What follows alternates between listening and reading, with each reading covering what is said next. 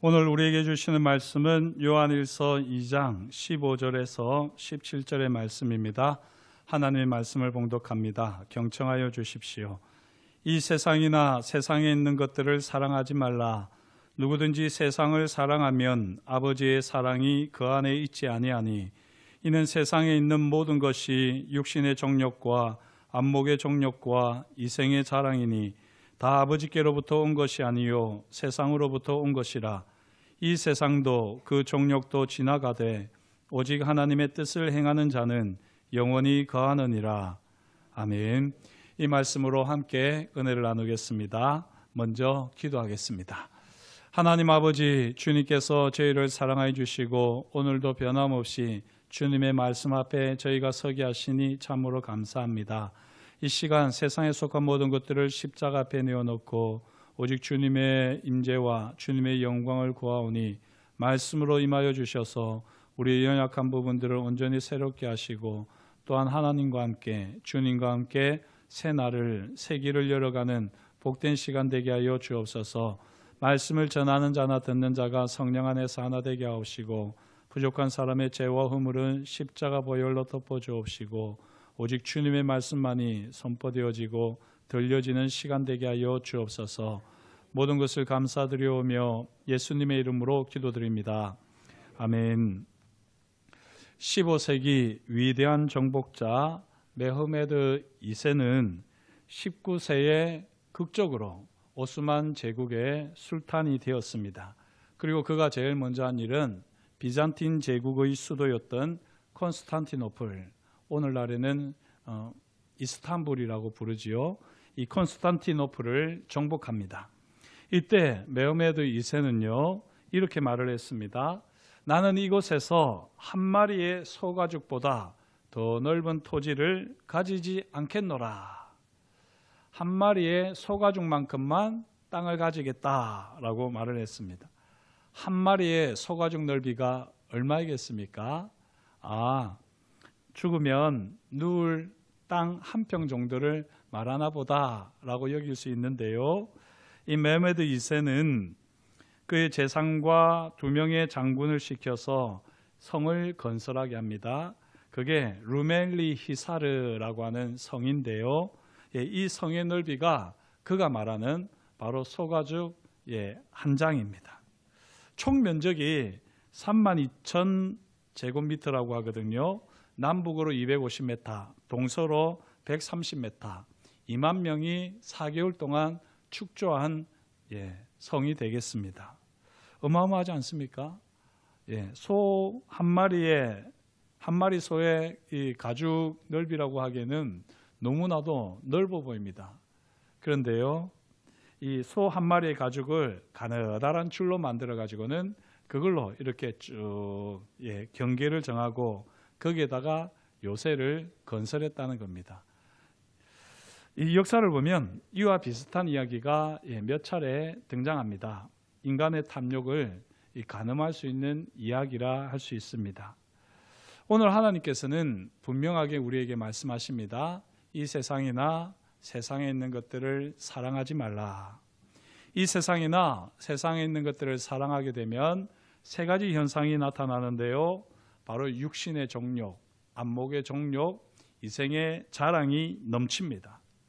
육신의 정욕이 무엇일까? 제가 이 책을 찾아봤더니 하나님을 떠난 인간이 하나님의 기대를 저버리고 자신의 욕망을 선택하는 죄악된 경향성, 이렇게 표현되어 있더라고요. 말이 좀 어렵습니다. 쉽게 말씀드리면 하나님의 기대를 떠나서 자기 마음대로 살아가는 그것이 바로 육신의 정욕이라는 것입니다. 하와가 사단의 꼬임에 넘어가서 먹음직스러움에 유혹되었는데요. 바로 이것이 육신의 정욕에 해당한다라고 설명하기도 합니다. 선악을 알게 하는 나무 열매를 따먹지 말라. 먹는 날에는 정령 죽으리라. 이것이 바로 하나님의 분명한 말씀이고요. 금지 명령임에도 불구하고 자신의 욕심을 쫓는 행위가, 자기가 하고 싶은 대로 그 선악을 알게 하는 나무 열매를 먹는 것이 바로 육신의 정욕이라는 겁니다. 안목의 정욕은 눈을 통해서 추구하는 죄악된 욕망입니다. 눈은 여러 가지 감각기관 중에서 쾌락을 감지하는 첫 번째 통로라고 그러네요. 인간이 악한 욕망에 사로잡히면 눈은 인간의 욕구를 충족시키는 좋은 도구로 전락해버립니다. 우리도 그런 경험이 있는데요. 이 보고 싶은 것만 보고 보아야 할 것들을 보지 못하는 경우가 있지 않습니까? 가끔 그럴 때가 있는데 그럴 때는 아하, 내가 안목의 정욕에 사로잡혔구나 라고 여기면 틀림없습니다. 이생의 자랑은 무엇일까요? 여기 자랑으로 번역된 헬라어를 보면 정당한 이유와 근거가 없는 헛된 자랑, 교만, 위선이라고 하는 이런 부정적인 의미를 가지고 있습니다. 이처럼 이생의 자랑은 하나님과 관계없는 인생에 대한 자랑으로서 하나님을 의지하지 않고 살아가는 삶을 뜻합니다. 사랑하는 성도 여러분, 육신의 정욕, 안목의 정욕, 이생의 자랑이 가득한 삶을 살고 계시지는 않습니까? 만약에 그렇다면 우리는 이 세상이나 세상에 있는 것들을 사랑하고 있습니다. 불교 경전은 물론이고요, 인디언 설화에도 보면 등장하는 재밌는 이야기가 있는데 저도 가끔 말씀을 드렸던 것 같습니다. 우리 안에는 두 마리의 개가 있다는 것이죠. 아주 착하고 온순한 흰 개와 악하고 사나운 검은 개가 있다는 겁니다. 어떻게 하면 검은 개가 활개치지 않고 흰 개가 활동하게 할 수 있을까요? 어떻게 하면 되지요? 검은 개에게는 먹이를 주지 않고 흰 개에게 먹이를 주면 되는 겁니다.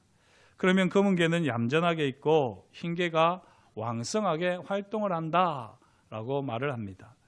자, 그렇다면 성경도 그렇게 말을 할까요? 말씀할까요? 아닙니다. 오늘 말씀을 보면 분명하게 알 수 있는데요. 사랑은 두 종류의 사랑이 있습니다. 아버지께로부터 오는 사랑이 있고 세상으로부터 오는 사랑이 있습니다. 문제는요, 아버지께로부터 오는 사랑과 세상으로부터 오는 사랑이 등가가 아니라는 것입니다. 똑같은 가치를 가지는 것이 아니라는 거지요. 딱 중간에 서서 오른쪽으로 팔을 뻗으면 아버지의 사랑을 경험하고 왼쪽으로 팔을 뻗으면 세상의 사랑을 경험하는 그런 것이 아니라는 겁니다. 15절 말씀, 이 세상이나 세상에 있는 것들을 사랑하지 말라. 누구든지 세상을 사랑하면 아버지의 사랑이 그 안에 있지 아니하니 라고 말씀합니다. 무슨 말씀입니까? 우리는 둘 다를 사랑할 수 없습니다. 양다리 사랑은 불가능하다는 말입니다. 우리는 둘 중에 하나만 사랑할 수 있습니다. 요즘에는 다양한 그릇이 나와가지고 짜장면 반, 짬뽕 반 담아서 먹을 수 있습니다. 이렇게 우리는 너무나도 편리한 시대를 살다 보니까 우리가 두 가지 사랑을 반반씩 할 수 있다고 생각을 하는 거예요. 때로는 하나님의 사랑을, 때로는 세상을 사랑할 수 있다 착각을 하는데요, 실제는 그렇지 않다는 것입니다. 사랑은 그렇게 우리 마음대로, 우리 생각대로 편리하게 할 수 없습니다. 우리가 사랑을 하려면 그만큼 포기하는 것이 생깁니다. 세상을 포기하지 않고는 하나님을 사랑할 수 없습니다. 세상을 사랑한다는 건 하나님을 포기하는 겁니다. 세상도 사랑하고 하나님도 사랑하고 그렇게 될 수가 없습니다. 왜 그럴까요? 왜 그럴까? 저도 곰곰이 생각을 해봤는데요, 세상을 사랑하기가 너무 쉽기 때문입니다. 반대로 하나님을 사랑하기는 결코 녹록지 않기 때문입니다. 우리가 가만히 있으면 세상의 사랑이 우리를 점령해 버립니다. 우리도 모르는 사이에 세상의 사랑이 우리에게 스며들어서 육신의 정욕과 안목의 정욕과 이생의 자랑으로 우리의 인생을 가득 채웁니다. 심지어는 우리가 세상의 사랑을 거부하고 세상의 사랑을 걷어내려고 해도 세상에서 두 발을 붙이고 살아가기에 우리는 어쩔 수 없이 세상의 사랑에 노출될 수밖에 없습니다. 그래서 우리가 세상을 거부하고 걷어내면서 하나님의 사랑을 간절히 찾지 않는다면 우리는 하나님을 사랑하기가 너무나도 어렵습니다. 세상과 하나님의 사랑을 비교하자면요, 둘은 한꺼번에 경험할 수 없는 것이고, 세상의 사랑을 걷어내고 더 깊이 파고 들어가야만 하나님의 사랑을 경험할 수 있습니다. 하나님의 사랑을 경험하고 계십니까? 우리가 하나님의 사랑을 경험하려고 하면 세상의 사랑을 버려야지 됩니다. 세상의 사랑을 걷어내야지 됩니다. 세상의 사랑이 큰 물결처럼 밀려올 때 그걸 막아서야지 됩니다. 그리고는 하나님의 사랑을 우리가 갈구해야지 되는데, 찾아야지 되는데, 그러기에는 우리가 너무나도 무기력한 존재가 아닌지 여겨집니다. 아드폰테스라고 하는 말을 들어보셨습니까? 원칙 또는 기본으로 돌아가자, 이것이 바로 아드폰테스 정신이라고 합니다. 스타벅스의 창업자 하워드 슐츠는요, 2000년에 최고 경영자 자리에서 물러났습니다.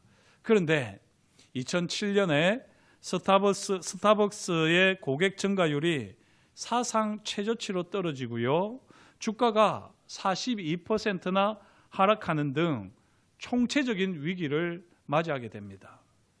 이때 슐츠는 다시 CEO로 복귀를 해서 아드폰테스 정신을 주창합니다. 기본으로 돌아가자, 기본으로 돌아가자 라고 그는 외쳤던 것입니다. 스타벅스와 같은 이 커피 전문점의 기본은 무엇이겠습니까? 맛있어야 되는 거죠. 최고의 커피를 제공하는 겁니다. 이것이 사실 스타벅스의 기본 철학이기도 했습니다.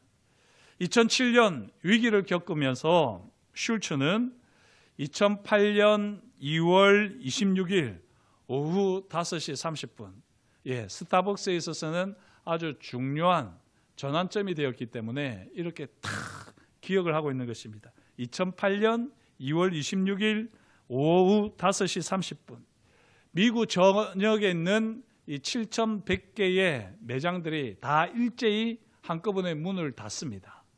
그리고는요, 다시 한번 기본으로 돌아간다 하는 마음으로 최고의 커피 맛을 살리기 위해서 직원 교육을 했습니다.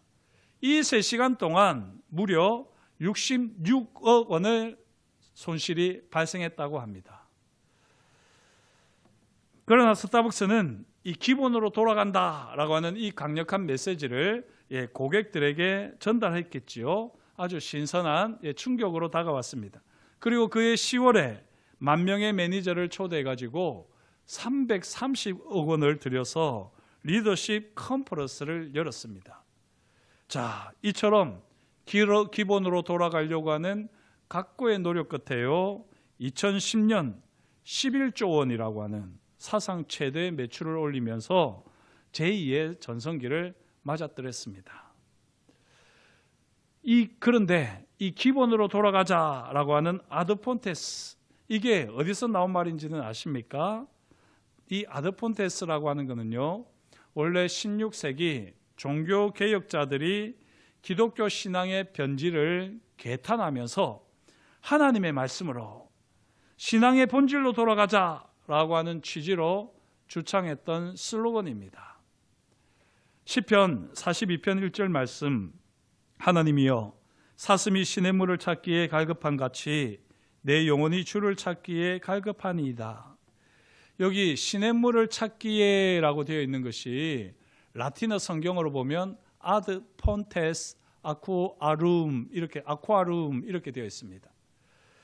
여기 폰테스는 파운튼이라고 하는 사실은 연못이거든요. 연못이 샘이고, 그리고 아쿠아룸은 물입니다. 이 시냇물을 찾기에라고 하는 것은 사실 샘물입니다. 샘물. 사슴이 갈급해하는 것이 무엇입니까? 샘물이라는 겁니다. 여기저기서 쉽게 구하는 오물로 들어오진 물이 아니라 인적이 드문 깊은 산속, 바위 및 깊은 곳에서 솟아나는 맑은 샘물입니다.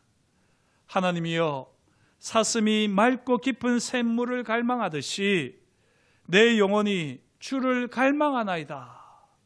이것이 바로 시인의 노래입니다. 시인의 탄식과 갈망은 쉽게 찾거나 경험하며 누리는 세상의 사랑이 아니라 세상의 사랑에 가려지고 덮여져 있는 맑고 깨끗한 샘물 같은 하나님의 사랑입니다. 이 세상이나 세상에 있는 것을 우리가 쉽게 사랑하는 만큼 하나님의 사랑을 경험하기는 어렵습니다. 때묻지 않고 오염되지 않은 하나님의 사랑은 깊은 산속의 맑은 샘물과 같습니다. 그것도 큰 바위를 뚫고 솟아오르는 광천수와 같은 맑은 샘물입니다. 저와 여러분들은 이 하나님의 사랑을 맑은 샘물처럼 경험하고 있습니까? 맑은 샘물을 찾아 헐떡거리며 이리저리 헤매는 목마른 사슴과 같이 하나님의 사랑을 찾아 헤매고 있습니까? 사랑하는 성도 여러분, 지금 육신의 정욕과 안목의 정욕과 이생의 자랑으로 가득하지는 않습니까? 아니, 이런 세상의 것들이 조금이라도 나를 채우고 있지는 않습니까? 그래서 하나님을 향한 타는 목마름, 맑은 샘물 같은 하나님의 사랑을 향한 갈증은 이전지 오래된 채 살아가고 있지는 않습니까? 콜라나 사이다를 먹고 나면 목이 더 마르지요. 우리 몸에 맞는 것이 아니라 우리 입에만 맞기 때문입니다. 이 세상 사랑은 탄산 음료와 같습니다. 너무 쉽게 얻을 수 있는 이 세상의 사랑은 경험하면 경험할수록, 누리면 누릴수록 결국 우리를 더욱더 목마르게 합니다. 오직 하나님의 사랑만이 우리 영혼에 타는 목마름, 심한 갈증을 진정으로 해결할 수 있는 줄 믿습니다. 목마른 사슴이 깊은 샘물을 찾듯이 오직 여호와 하나님의 사랑만 갈망하는 예배자 되시기를 주의 이름으로 축복합니다. 그런데요, 이제 진짜 문제는 이것입니다.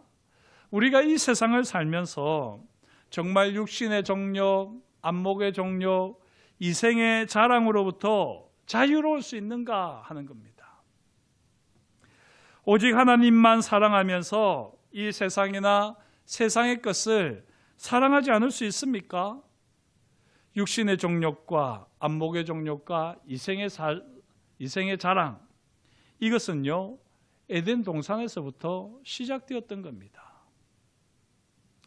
창세기 3장을 보면 뱀이 하와를 유혹했을 때 하와의 반응을 이렇게 기록했습니다. 창세기 3장 6절, 여자가 그 나무를 본즉 먹음직도 하고 보암직도 하고 지혜롭게 알 만큼 탐스럽기도 한 나무인지라.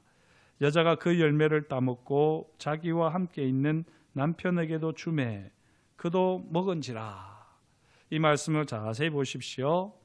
하와가 무엇을 보고 먹음직도 하고 보암직도 하고 지혜롭게 할 만큼 탐스럽기도 하다고 여겼습니까? 무엇이요? 우리는 선악과라고 그렇게 본능적으로 대답이 나옵니다. 말씀을 다시 보십시오. 여자가 뭘 봤습니까? 나무를 봤습니다. 우리는 선악과를 보고 먹음직도 하고 보암직도 하고 지혜롭게 할 만큼 탐스럽게 여겼다고 생각하지만요, 실제로 성경은 여자가 그 나무를 보고 그 나무를 그렇게 여겼다는 겁니다. 제가 이 번역이 제대로 된 걸까 싶어서 히브리어 성경을 찾아봤는데요, 정확하게 이 나무를 가리키는 히브리어 단어가 2번이나 쓰였습니다. 그러면서 열매와 대조를 이루면서요, 나무를 강조하고 있습니다. 여자가 나무를 보고 먹음직도 하고 보암직도 하고 지혜롭게 할 만큼 탐스럽게 여겼다는 것입니다. 이게 말이 됩니까?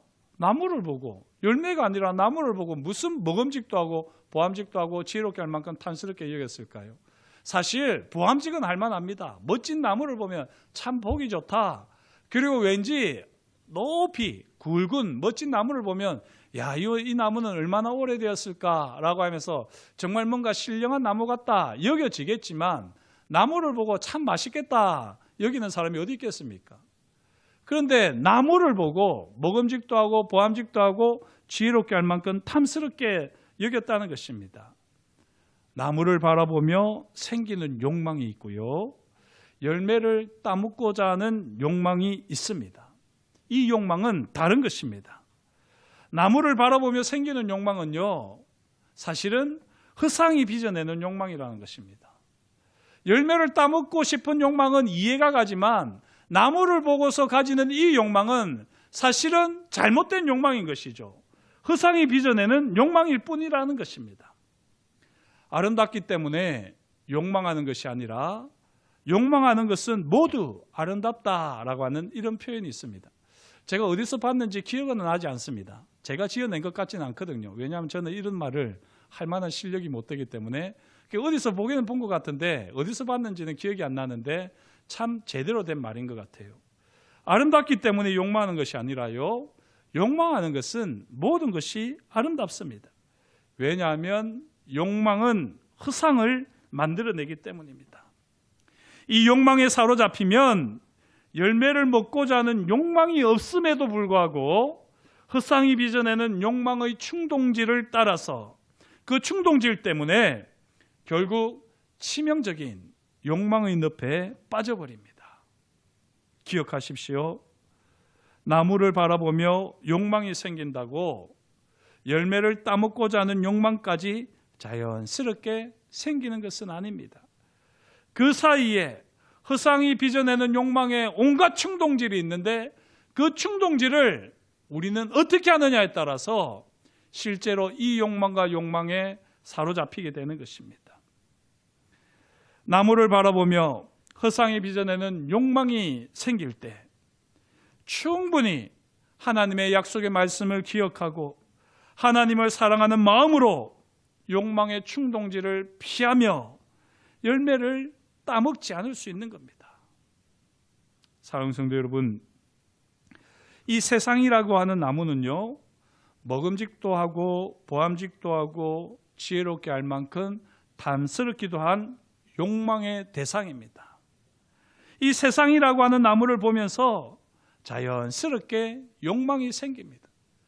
그 어떤 사람도 이 세상에 두 발을 딛고 살아가면서 욕망이 생기지 않을 수는 없습니다. 그러나 바로 이때 하나님의 말씀을 기억하며 하나님을 사랑하는 마음으로 세상의 욕망을 걷어내며 나무의 열매를 향하여 뻗었던 손을 다시 걷어들여야 합니다. 욕망의 충동질에 휩싸여 세상을 사랑해서는 안 되는 거지요. 아드 폰테스 아쿠아론, 본질로 돌아간다. 깊은 샘으로 돌아가서 우리가 진짜 목말라 하는 것이 무엇인지를 기억하면서 하나님 말씀으로 돌아가게 될 때 욕망의 충동질도 잦아들게 될 것입니다. 육신의 정욕과 안목의 정욕과 이생의 자랑은 이 세상을 살아가면서 반드시 생길 수밖에 없습니다. 하지만 이런 것들이 세상을 사랑하는 증거가 되지 않게 하십시오.